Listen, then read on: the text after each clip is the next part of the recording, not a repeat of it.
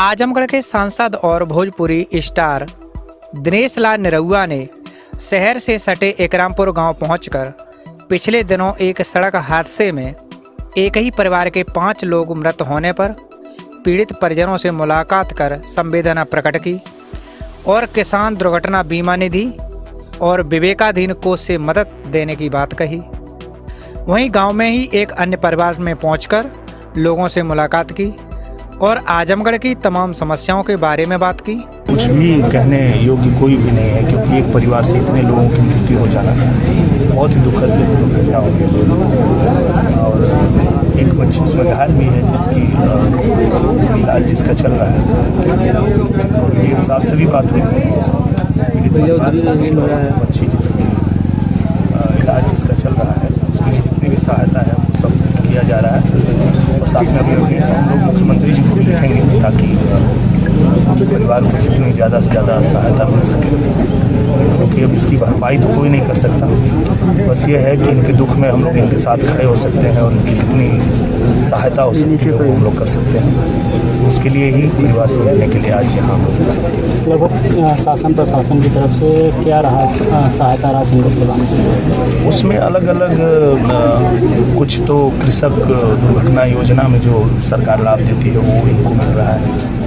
उसके अलावा जो मुख्यमंत्री जी को लिखा जा रहा है कि परिवार में दुर्घटना हुई है, उसमें उनके तरफ से जो सहायता मिल सकती है वो भी सहायता इनको दिलवाया जाएगा। और जो भी इनको आवश्यकता होगी हम लोग इनसे लगातार जुड़े हुए हैं। और चूँकि ये लोग काफ़ी समय से हमारे मिनिस्टर जी से भी जुड़े हुए हैं, तो जो भी इनकी दिक्कतें परेशानियां हैं वो लगातार हम लोग पूछ रहे हैं, समझ रहे हैं, और जो भी इनको मदद चाहिए वो सब हम लोग करेंगे। मीडिया से रूबरू होते हुए उन्होंने कहा कि आजमगढ़ की जनता ने उन्हें विकास के लिए चुना है, जिसको पूरा करने में वह कोई कोर कसर नहीं छोड़ेंगे।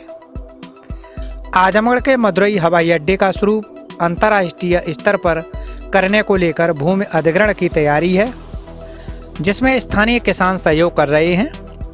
वहीं इस मुद्दे को लेकर विरोध प्रदर्शन पर उन्होंने कहा कि जो लोग वैक्सीन का विरोध कर रहे थे वही आज आजमगढ़ का विकास नहीं होने देना चाहते, लेकिन इन सब से कोई फर्क नहीं पड़ेगा। सांसद ने कहा कि बेलईसा ओवरब्रिज के डबल चौड़ाईकरण करने को लेकर 72 करोड़ बजट, बेलबाई पुल के लिए 63 करोड़ का बजट पास हो चुका है। आजमगढ़ शहर से लेकर ग्रामीण क्षेत्र की सड़कों का निर्माण बरसात के बाद शुरू हो जाएगा। आजमगढ़ में रिंग रोड बनेगी, जिससे यहाँ के लोगों के साथ ही बाहर के जिलों से आने वाले लोगों को सुविधा होगी। उन्होंने बताया कि मुख्यमंत्री योगी आदित्यनाथ से फिल्म की शूटिंग के बारे में पूछा था, तो उन्होंने आजमगढ़ में शूटिंग करने की बात कही थी। ऐसे में हम अपनी फिल्म की शूटिंग भी कर रहे हैं और जहाँ पर शूटिंग हो रही है वहाँ जन सुनवाई भी कर रहे हैं।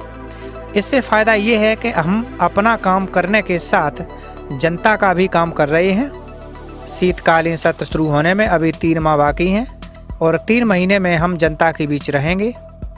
इन 3 महीनों में 3 से 4 फिल्म और वेब सीरीज बनेंगी।